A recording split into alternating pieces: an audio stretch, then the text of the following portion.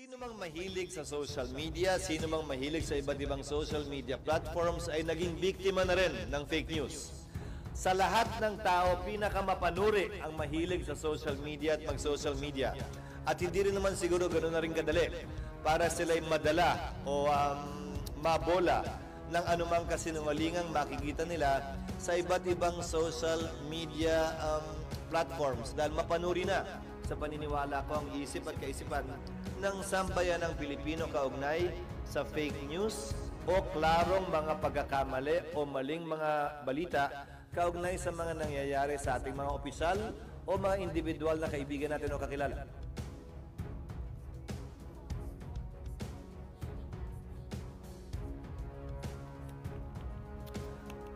Ano kaugnay nun?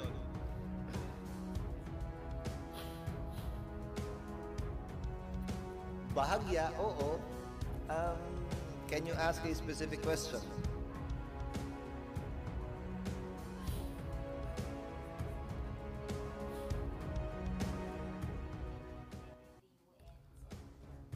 Sumulat sa akin, sumulat din kay chairperson ng komite, Senator Amy Marcos,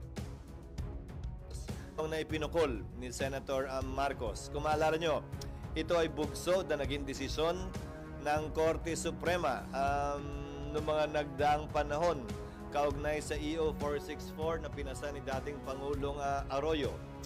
Tutol ako na iakyat sa Korte Suprema yan dahil ayoko mabigyan sana ng pagkakataon ng Korte Suprema na magbaba ng masamang desisyon.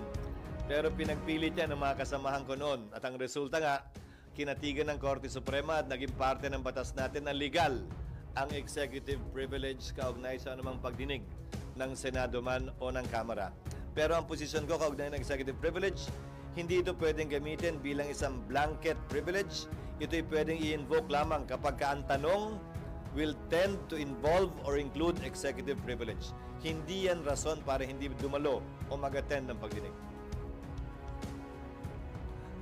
If I remember correctly, the Executive Secretary in behalf of the President.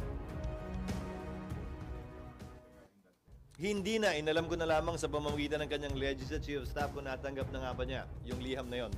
At natanggap nga niya, kaya nga nung in-invoke ni Secretary Boying Remulla yon, ay hindi naman nilabanan o nakipagdebate pa si Senator Marcos kaugnay nung pag-invoke na yun.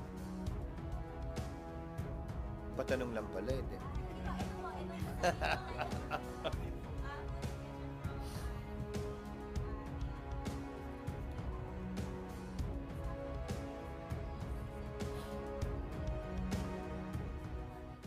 Hindi totoo yun. Hindi totoo yun. Ayoko na sana mag-komentary sa chismis, pero sige na. Dahil absent si Mayan. Hindi at hindi kami nagkausap. Kaugnay niyan. Sa katunayan, winelcome nga ng palasyo yung pagdinig, hindi ba? Bilang pagkakataon para maipaliwanag nila yung kanilang posisyon at mailabas ang ilang mga paglilinaw. Kabilang na ang mga sumusunod. Halimbawa, na walang kasong isinampa laban kay Pangulong Duterte dito sa Pilipinas. Na yung warrant of arrest ay pinakita at hindi totoong walang kopya ng warrant. Bagaman hindi yan required ng rules of court, ginawa pa rin dahil sa kahilingan ng nasasakdal o ng inaresto.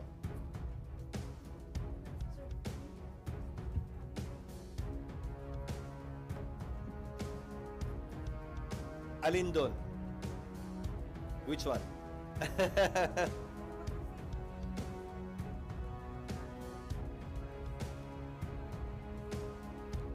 Nagkaroon nga ba ng conversation? Medyo naguluhan ako doon sa napakinggan ko. Ewan ko kung naliwanagan kayo doon. Dahil yung mga interview na sumunod noon, nagkaroon ng pag-uusap, pero yung sa hearing, ang sabi, walang pag-uusap. Ang pag-uusap lang daw ay kaugnay doon sa joke, doon sa chismis. So, anong aagrihan ko doon? Kung nag-usap lang sila tungkol sa chismis, anong kailangan o dapat sabihin doon?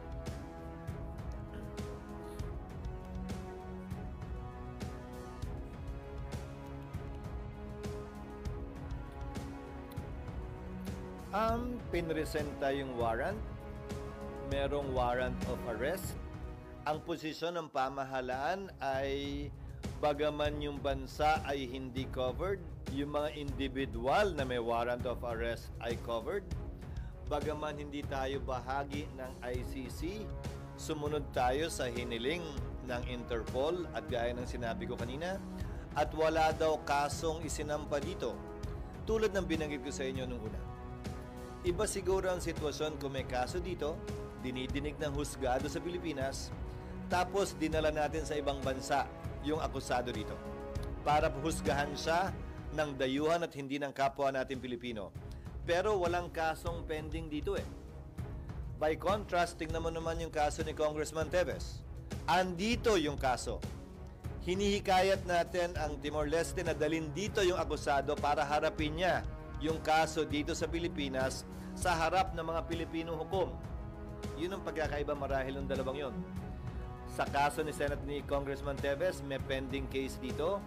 Sa kaso ni dating Pangulong Duterte, walang naglakas loob maghain ng kaso dito at walang pending na kaso dito sa Pilipinas para sabihing may pagkakataong mahusgan siya ng kapwa niya Pilipino.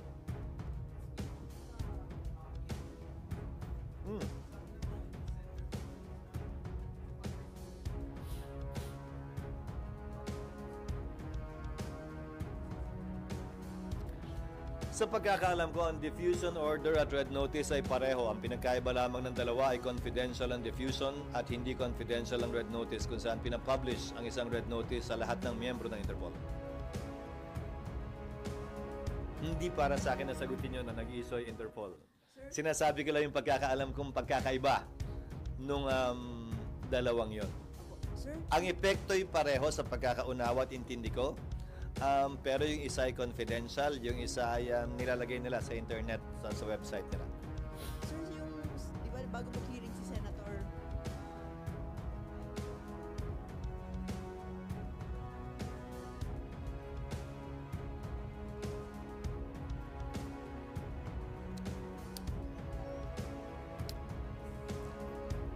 Hindi ako apprehensive. Ang sinabi ko kung naalala ko ay sana magdulot ito ng paglilinaw sa issue at hindi magdumagdag pa sa hidwaang nagaganap at sa init at tensyon dito sa ating bansa.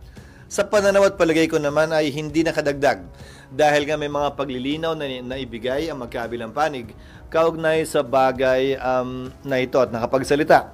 Yung mga ahensya na inimbitahan ni Senator Marcos na may buong laya.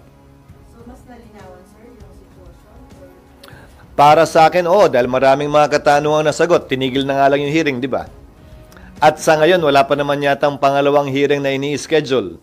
So, tila naging sapat yung unang pagdinig at wala namang matinding pangailangan para sa isa pang pagdinig kaagad-agad. Sabi po ni Sen. Aimee, plan to hearing. Parang ang kailangan lang daw po makahanap ng mga international law experts which they kailangan ng Nasa sa kanya yun. May buong laya si Senator Marcos magpatawag ng isa pang hearing at kumuha din ng resource person. Ang problema mo ay may kaso na kasing pending. So, syempre, anumang resource person na kunin mo, abogado, international law expert na kunin mo, meron ng posisyon na kakatigan, pabor man o kontra sa naganap o nangyari.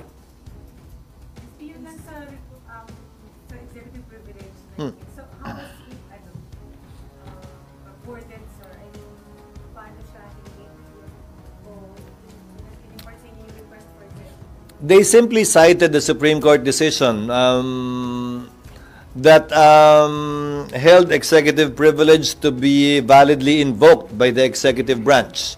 But again, the position I took was not as a reason for them not to attend, and they all attended, and I thank them for attending, but to be invoked whenever a question is asked that would tend to divulge any conversations with the President himself. And that was exactly what happened in the hearing.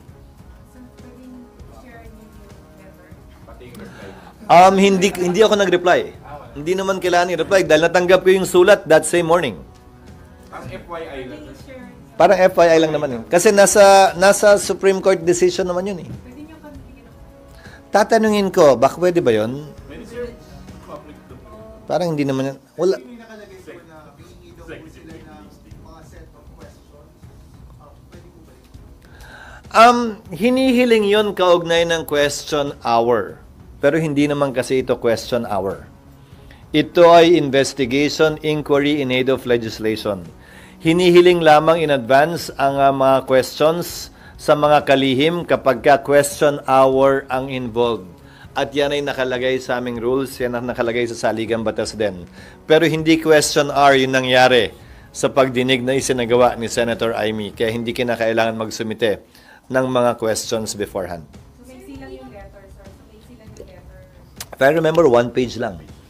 Sir, hindi naman strange or first time lang nangyari na merong ganitong letter from the palace? Hindi. Nandito na ako sa Senado nung sinulat ni dating Pangulong Arroyo ang EO 464 na nag-apply sa lahat. Mas malala pa nga yun. Yun ang ginamit nilang dahilan para hindi magpunta sa anumang pagdinig ng Senado ang mga miyembro ng kanyang gabinete. Ito ay invocation lamang kung sakasakaling kinakailangan. At sang-ayon ako sa ganong klaseng invocation ng executive privilege. Ulitin ko, hindi ito dahilan para hindi magpunta at dumalo. Ito'y karapatan na binibigay sa kanilang tumangging sumagot kapag ka pwede nilang ma-invoke ang executive privilege sa isang katanungang maaaring magbigay ng detalye ng pag-uusap ng miyembro ng gabinete at ng Pangulo. Sir, ano po yung nakikita nyo pwede ma-achieve ng hearing on ICC in terms of balos? Hindi ko alam na kay Senator Amy Marcos siguro yan para makapagpalabas ng panukalang batas kaugnay niyan. Pero kung ang tatanungin mo si Senator Go, tila sa pananaw niya ay tama ba yung pagkakaintindi ko? Too late the hero. Yung pagdinig. So, magkakaiba ng pananaw ang tingin ng ilang mga miyembro ng Senado dyan. Pero para sa akin, hindi ko pagdududahan na posibleng at hindi malayo sa katotohanan may panukalang batas na lumabas mula sa pagdinig na ito. Lalo na, meron tayong sariling international humanitarian law na pinasa dito sa Senado noong 2009. No, ako ang chairman ng Committee on Justice and Human Rights. Yes, RG. Ang problema kasi dito sa invocation nila ng EO 464 or na executive privilege, some days before, merong isang cabinet secretary who gave what appears to be a tell-all interview. And then ngayon, nung hearing, ginamit yung EO 464 para hindi na mag-elaborate doon sa interview na yon. Kasi nga, pina-follow up nung hearing kung ano man yung napag-usapan sa interview na yon. So parang, isn't that, nagmumukhang parang may tinatago sila? Ika nga nung kanyang kapatid na hindi mo pinangalanan. May karapatan ng isang tao magbago ang isip at may kalayaan ng bawat isang magbago ang isip at marahil nagbago ang isip nila kaugnay sa paglalahad ng dagdag pang impormasyon. At may mga katanungan din ngang hindi na rin nasundan. Dahil sa kabila ng paglalahad na yun, halimbawa, na itinanggi ng isang cabinet member na ilang upuan lang ang pagitan, ay hindi na natanong din kung alin ba talaga ang totoo. So, na dapat lesson learned dito ng cabinet members. Kasi yung pag-usap-usap muna.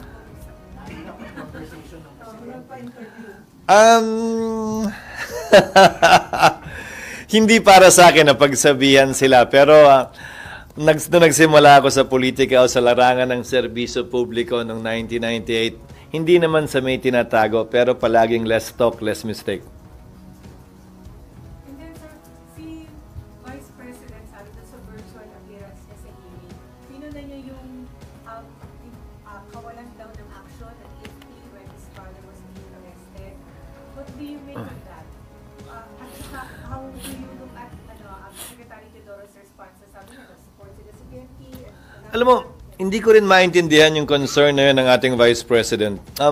Maliban sa, ito'y patuloy sa pagpapatuloy ng tila mensahe na common sa kanila na umaapila palagi sa sandatahang lakas sa anumang level, anumang issue, anumang kaganapan.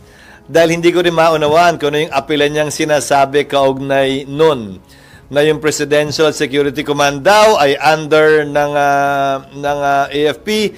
Pero anong gusto niyang palabasin? Magbabangayan ang sundalo at ang pulis? Klaro, law enforcement operation yon na nag-assist lamang ang AFP. At hindi pwedeng palaga naman na lumaban ang AFP sa kapulisan kaugnay sa law enforcement operation. At bakit ba natin pilit na pinag-aaway yung dalawa? Ulitin ko, marahil bahagi lamang ito sa constant na apila ng kanilang panig kaugnay sa Armed Forces of the Philippines.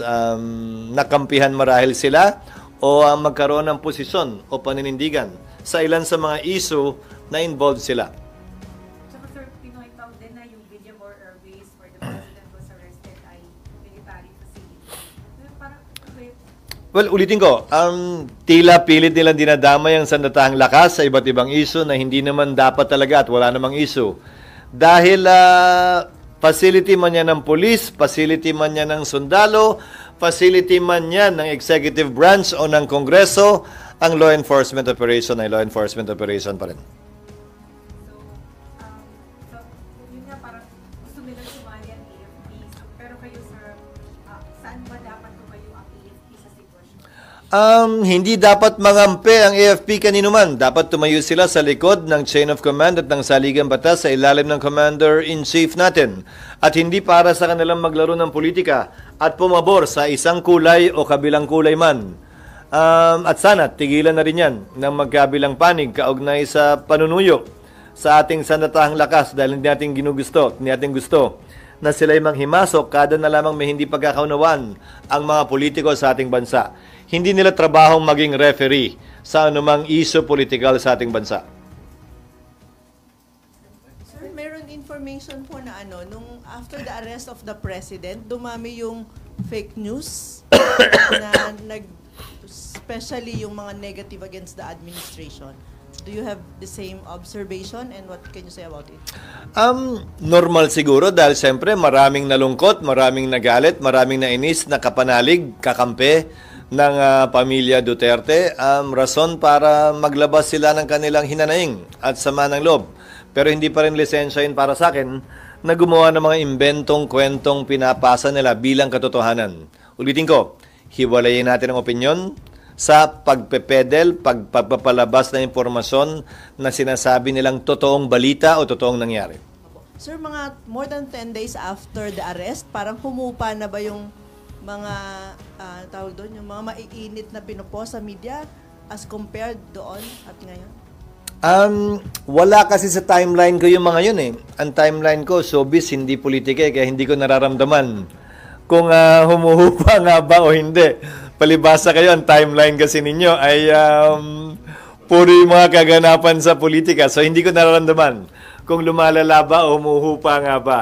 Ikaw naman, ang trabaho ko na nga politika, pati ba naman pag nasa bahay ako at gumagawa ng ibang mga relaxing na bagay, ayan pa rin. Dapat di na, di ba? Pero sir, as a leader, di ba dapat parang ina-assess natin whether, di ba, pati mga yung economy, but it might be affected because of yung ingay sa ganitong Alam mo, sa tingin ko, ang ating ekonomiya ay soundproof na kaugnay sa ingay politika.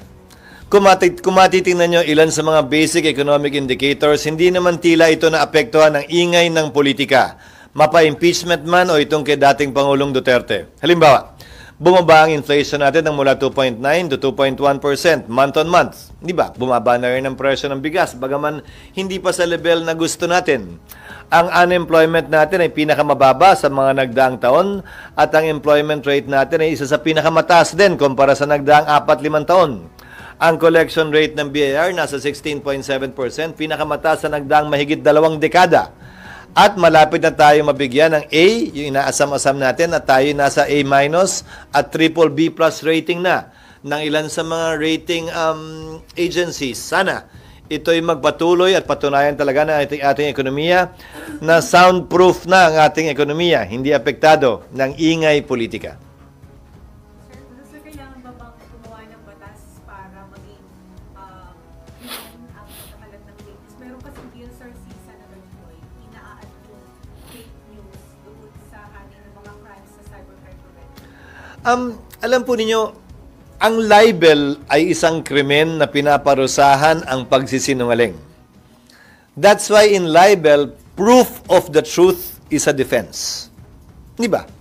Inakusahan kita ng libel, pinatunayan mo totoo yung sinabi mo, absuelto ka sa kaso. Libel is one of such cases kung saan pinaparusahan ang pagsisinungaling laban sa kapwa mo. Kaya lang kinonsiderang paninirang puri yun, ika nga, kaya libel ang tawag. So marahil sa advent ng social media, maaring idagdag yon, pero ang mungkahi ko lang dapat specific talaga, specified, at klaro yung ating pinaparusahan. Dahil ulitin ko, maliwanag ang sinasaad ng ating saligang batas, no law shall be passed abridging the freedom of speech, of expression, or of the press. Again, you may not agree with what I am saying, but I will always defend to the death your right to say it. Basta't opinion yung sinasabi mo at hindi mo binebenta, nilalako bilang katotohanan tungkol sa isang bagay, tao o kaganapan. Meron po bang batas na pinupel yung mga social media platforms to divulge, halimbawa, account is identified na as a troll account na puro fake news talaga yung nilalabas niya, na sabihin mo kung sino yung nag-bankroll, ito yung may-ari ng account? Sa ngayon, wala. Pero siguro at the first instance, dapat yung nag-ooperate, nagpapatakbo ng platform, ang gumawa niyan. Dahil hindi ba, ilan sa mga platforms na alam natin, tinatanggal na, wini-weed out na yung tinatawag nating bots o yung mga artificially generated account at wala naman talagang activity na parang isang tao. Bagaman sa AI ngayon, kaya nang gawin ng bot yung ginagawa ng ordinaryong tao. Nagko-comment na rin siya, may mga nila-like na rin siya. So, habulan ng teknolohiya yan sa magkabilang platform. But at the end of the day, that is why we are also adjusting sa social media, hindi ba? Hindi lamang simpleng like ang binibilang. Binibilang yung engagement kasi yun ang totoong tao. Hindi yung bilang lang ng like, na baka naman bot na yun at hindi naman totoong tao talaga. I think technology will sooner or later catch up with developments in this regard. Para sa gayon, totoong tao na palagi makikita natin sa social media, hindi tulad ngayon. Kaya di ba maraming mga apps just to test if you're human or not? Di ba, bago ka makapasok, bago ka makalaro, bago ka i-recognize, unti-unti naman ang ginagawa yon. Unti-unti nang humahabol tayo, pero hindi pa nakakahabol. So, hindi pa alarming yung ginagawa ng NBI and other law enforcement units na hinahanap, ina-arresto yung mga papakalat ng fake news against President Marcos and the administration. Pero hindi yung mga similarly na mga manipulated social media posts against the Duterte camp o iba pang politika. Depende kasi kung sino nagrereklamo. Again, the NBI can do things motu proprio, but it also usually acts based on complaints. Kadalasan na nagrereklamo, hindi ba, ay yung mga paninira laban sa pamahalan. At yung mga naninira sa pamahalan na ginagantihan ng paninira, nananahimik at hindi naman nagrereklamo na. So kung may nagreklamo sa kabilang banda, dapat with equal fervor, imbestigahan din ng NBI yan. With one caution sa NBI, hindi ito dapat at bilang judge, bilang huwes, ang ating dating huwes, ang ating NBI director, alam at nalalaman niya ang limitasyon na tinatawag nating prior restraint. Ano man ang ginagawa niya sa law enforcement side, should not and should never cross the line and constitute prior restraint. Kung saan, mangangamba na mismo ang ordinaryong Pilipino na magsalita at magbigay ng opinyon at hindi na lang magbibigay ng opinyon dahil sa takot na dinudulot ng kanilang ginagawa. Buwang paniniwala ko na intindihan yan ng ating NBI Director bilang miyembro ng Philippine Bar at bilang dating huwes. So, meron pa ako. Hmm. Very juicy. Recently, may mga blind items sa mga senador. Bothered ba kayo dun? Hindi kasama yan sa type. Hindi kasama. Pero I mean, kasi di ba, how do you look at that? Pwede ko i-look at, well, may or may not be true, pero di ba ito parang attack sa Senate? Hindi. Para sa akin, ilang beses nang nangyari sa akin din yan nung panahon na congressman ako, kahit nung governor ako, kahit nung nagsisimula pala akong congressman noong 1998. Bahagi yan marahil ng init sa politika na kinabibilangan na rin namin. At hindi para sa akin na seryosohin yan o gawan pa ng hakbang kaugnay ng mga lumalabas na chismis, nakakasira man o nakakaganda sa parte at panig ng Senado. At hindi naman ito tinutukoy ang trabaho ng mga miyembro ng Senado. Kung hindi di umano, personal na buhay, di umano uli ng ilang miyembro. Specify. Ano? Wala man akong nagre-react. Hindi porkit cheese ang pangalan ko, tatanungin niyo na ako tungkol sa chismis. At hindi porkit cheese ang pangalan ko, chismoso na ako. Pag-isipan ni SB yun. Hindi, ang tagal ko nang sagot sa ganyan yan. Okay? Yes. Pero, paano dapat yung handle, sir, ng senators pag may ganyan? Kasi pag lahat kayo sasagot, Individual at personal to. At hindi dapat sagutin bilang isang institusyon para sa akin. Hindi naman ito inaapektuhan o tinutukoy yung trabaho namin bilang mga miyembro ng Senado at bilang isang institusyon. Lilipas din yan. Yes, ma'am. Sir, what's your standing sa PUV modernization program? Kasi meron pong transport strike kayo. My position has not changed hanggat hindi pa napeperpekto na isasaayos ng pamahalaan yung sistema, lalo na yung aspeto ng financing. Kaugnay sa PUV modernization, hindi ito dapat i-require muna sa lahat dahil hindi nila kakayanin yung taas at laki ng presyo ng modernong jeep kahit na malinis pa yan sa oras na ito. Dapat kasi sana inuuna yung financing para kayanin hindi lamang ng tsuper, hindi lamang ng operator, pero lalo na ng mananakay. Pero sir, di ba every year pinaglalaanan nyo ng focus sa PUV modernization? Plus, tagal-tagal na. Every year pinaglalaanan ng pondo pero sa kabuuan, kung tama ang pagkakaalala ko, 14 na bilyon pa lamang sa kabuuan ang nailalaan. Ang kailangan para mabigyan ng subsidiya na 400,000, kung tama din ang pagkakaalala ko, ang kada jeep operator at super ay 42 billion pesos. So malayo pa tayo dun sa perang kailangan para talaga matustusan yung subsidy na kinakailangan para sa kasalukuyang mga namamasadang jeep. sa lifetime na natin matutupad pa yung PUV. Basta ayusin yung financing side. Nandiyan ang Land Bank, nandiyan ang DBP, ang daming pera. Bakit hindi gamitin para ipahiram sa kanila at concessional rates? Bakit hindi pag-aangin yung proseso ng pag-ipapahiram? Para sa gayon ay talagang matuloy na ito at magawa na ito sa lalong madaling panahon. Hindi naman po pwede na ang halaga ng isang modernong jeep ay nasa kulang-kulang 3 milyon, tapos ang subsidiya mo ay nasa 200 to 400,000 lamang. Saan naman kukunin ng operator o ng chopper yung pambayad nun? Lalo na, hindi naman sila pinapayagan ng LTFRB magtaas ng pamasahe, depende sa laki ng babayaran nila dun sa modernong jeep. Kahit nga yung transport routes, hindi pa tapos na LTFRB na aprubahan sa buong Pilipinas. So, paano natin mako-compute yung tamang pamasahe na dapat singilin na makakabawi yung mga inobligan natin bumili na moderno, malinis, pero mahal na mga jeep? Yes, madam. May apila po yung Malacanang. Umuwi na si Vito Sara. Kasi meron pa siya trabaho bilang vice president. Pero sabi po niya, wala siyang intention na umuwi agad. Kasi tutulong siya mapatay, mag-stress relief. Pero sabi po na hindi niya yung gawain, yun ay trabaho na DFH at DFW.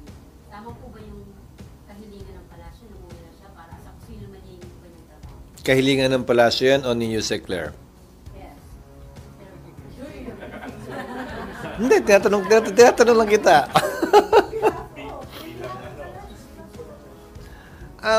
Hindi ko alam.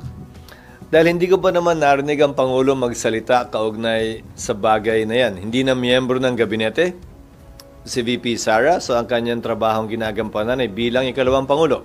Hindi bilang miyembro ng gabinete ni Pangulong Marcos. At kung tatanungin mo ako kung anong trabaho ng isang ikalawang Pangulo, na walang hinahawakang cabinet portfolio, hindi ko rin kayang sagutin.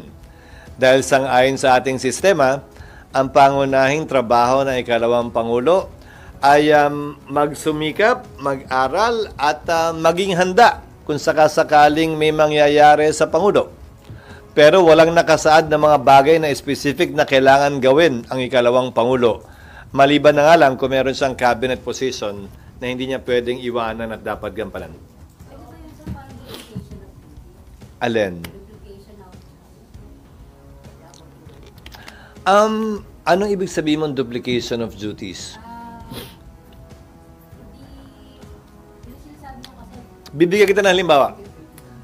In parliamentary governments in different countries, ang trabaho ng oposisyon ay magtayo ng shadow government. Meron silang hindi man secretary, expert on labor, hindi man secretary, expert in interior, local government, in defense, in the economy, para kung sakasakaling magkapalitan sa kanilang parliament, handa sila to govern. So, ganun din marahil tayo dito. Ang pangunahing trabaho para sa akin ay kalawang Pangulo ay maging handa kung sakasakaling sa panawagan ng panahon ay kinakailangan niyang pumalit o humalinhin sa Pangulo kung anumang kadahilanan. Yun para sa akin ang pangunahing trabaho niya. Para sa akin, kung ano man ang makakadagdag tulong sa sino mang kababayan natin, hindi kawalan yun. sir, hindi ba yung Alibay na lang, gusto rin yung Netherlands? Malapit pa nila. Hindi ko naman din siya masisisi dahil kung ako din naman ay may mahal sa buhay na nakapit sa ibang bansa, syempre gusto ko rin nandun ako hanggat may kapalit ako. Sa ngayon, wala pa yatang visa yung kanyang mga kamag-anak o kapatid para samahan naman yung kanyang tatay doon. At syempre, ang limitasyon nun, kung hanggang kailan lamang tatagal yung visa na binigay sa kanya ng Shenzhen o ng Netherlands government para manatili siya doon. Sir, do you share the observation of Wendy na nung hinuli yung chief of staff ni Bibi, medyo emotional siya? But when her father was arrested, parang Mas gusto mo bang emotional siya palagi o mas gusto mong kalmado siya? Ne, mas gusto ko naman siguro na kalmado siya kesa emotional siya at nanggigila-iti sa galit. Dahil hindi nakakadagdag o nakakatulong yon na mabawasan ang ingay at bangayan sa ating bansa. Malayong mas gusto ko yung kanyang reaksyon. Nitong mga nagdaang linggo kaugnay ng pagkakahuli at pagkakapit ng kanyang ama. maybe she learned the lesson nung naging emotional siya doon sa dati. Marahil, nasa sa'yo na yun. Wala rin sa timeline ko yun. So yung soldier, Alin? Nandun ka pa rin talaga? so yung Big recusal cancer Wala pa. Pagpunta ko doon, sunod, iyaing na lang kita. So yung recusal ng Solicitor General, at what do you make of that? Tapos na yung issue yun, di ba? Nag-recuse yung buong tanggapan ng Office of the Solicitor General, pumalit na sa kanya ang Department of Justice, di ba? At nagsabi na rin ng Pangulo na nananatiling na kay Solgen Maynard Guevara ang kanyang kumpiyansa na manatili sa pwesto. So I guess that's an open and shut case insofar as that issue is concerned.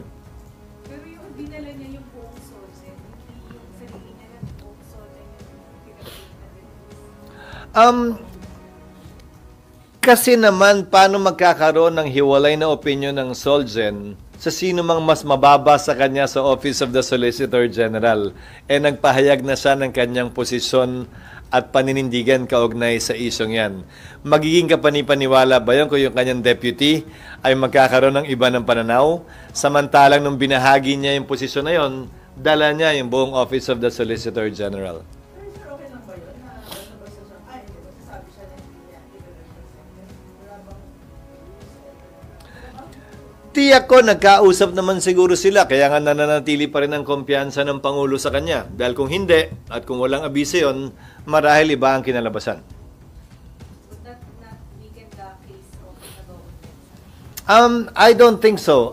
Because ang pagkakaroon niya ng ibang pananaw na ayaw niyang baliktarin, na nauna niya nang sinabi, ay hindi naman makakaapekto sa anumang magiging posisyon ng pamahalaan, lalo na dun sa legal theory ng DOJ na bindings on individuals ang ICC, bagaman di na tayo miyembro nun, at bagaman hindi yan binding sa bansa, binding yan sa mga individual dito sa bansa. SB, your reaction lang po sa binalaan po ni Vice President Sara Duterte ng ama niya na maaari siyang matulad kay Benigno Aquino kung ipipili niyang bumalik sa Pilipinas. SB, ano masasabi? I don't want to comment on any speculation dahil yung pagbabalik pa lang, malaking question na yun. Dahil sinabi rin niya sa parehong interview, hindi ba? Na hindi na makakabalik. Tapos biglang babalaan niya na kung bumalik. Ayoko magkomentaryo sa nagbabaliktarang mga opinyon kaugnay sa bagay na yan. Hintayin ko na lamang kung talagang magaganap yan. In short, how can she say that she warned her dad that if he comes back, this might happen when she herself is saying that he will not be able to come back anymore?